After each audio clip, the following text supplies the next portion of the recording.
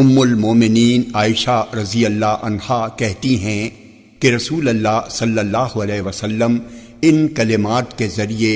دعا فرمایا کرتے تھے: اللہم انی اعوذ بک من فتنة النار وعذاب النار وعذاب القبر وفتنة القبر ومن شر فتنة الغناء ومن شر فتنة الفقر ومن شر المسيح الدجال اللهم اغسل خطاياي بماء الثلج والبرد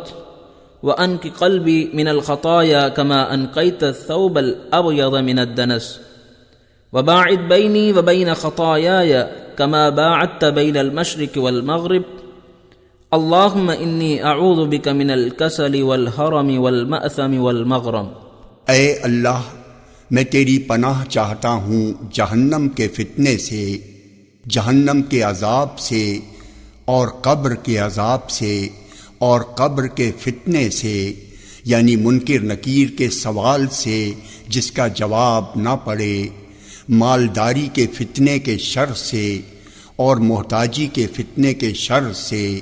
اور مسیح دجال کے شر سے۔ اے اللہ، ہمارے گناہوں کو دھو دے برف اور اولوں کے پانی سے،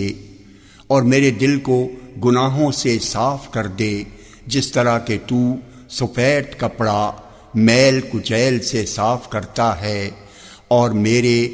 میرے گناہوں کے درمیان اتنی دوری پیدا کر دے جتنی دوری تو نے مشرق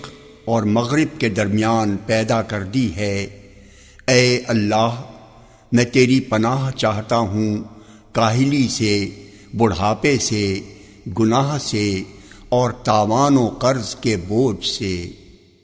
جامع ترمذی حدیث نمبر 3495، یہ حدیث صحیح ہے۔